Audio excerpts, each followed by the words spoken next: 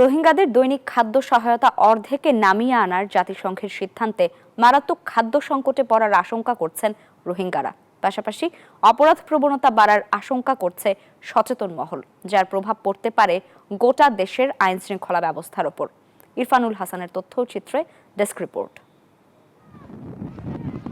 ২০১৭ সালের আগস্টে সীমান্তবর্তী মিয়ানমারের রাখাইন প্রদেশে সেনা সদস্যদের নির্যাতন, হত্যা, ধর্ষণ, লুটপাট, বাড়িঘরে অগ্নিসংযোগের মুখে টিকতে না পেরে বাংলাদেশে আশ্রয় নেয় হাজারো রোহিঙ্গা। উখিয়া উপজেলার কোতপালংয়ে আশ্রয় দেওয়া হয় তাদের। খাদ্য ও অন্যান্য সহায়তা দেয় জাতিসংঘ ও বিভিন্ন দাতা সংস্থা। সম্প্রতি তহবিল সংকটের কারণে রোহিঙ্গাদের মাসিক রেশন জনপ্রতি 12.50 মার্কিন ডলার থেকে কমিয়ে 6 মার্কিন ডলারে নামিয়ে আনার সিদ্ধান্ত নেয় বিশ্ব খাদ্য কর্মসূচি WFP। ফলে আগে যেখানে একজন রোহিঙ্গা দিনে খাবার বাবদ পেত 48 টাকা, সেখানে নতুন বরাদ্দ অনুযায়ী জনপ্রতি পাবে 24 টাকা। এতে একবেলা খাবারের মূল্য দাঁড়ায় 8 টাকায়। নতুন এই সিদ্ধান্ত এপ্রিলের 1 তারিখ থেকে কার্যকর হওয়ার কথা রয়েছে। রোহিঙ্গারা বলছেন এতে মারাত্মক সংকটে পড়বেন তারা। রাশন যখন হমাইয়ে এমন ক্যাম্পন মাঝে ঘটনা কল বেশি হইয়া যাবি খেলা মানুষের তো এনদিও তো হাম নাই।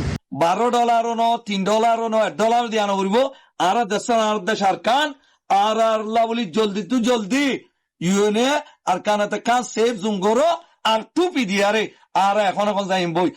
এমন সিদ্ধান্তে রোহিঙ্গাদের জীবনযাত্রায় প্রভাব পড়বে ও তাদের মধ্যে বাড়বে পুষ্টিহীনতা।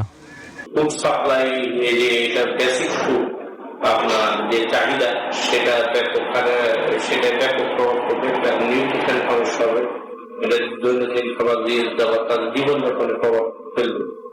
সচেতন মহল ভাবছে খাদ্য সংকট দেখা দিলে রোহিঙ্গারা অর্থের বিনিময়ে যে কোনো অপরাধ করবে।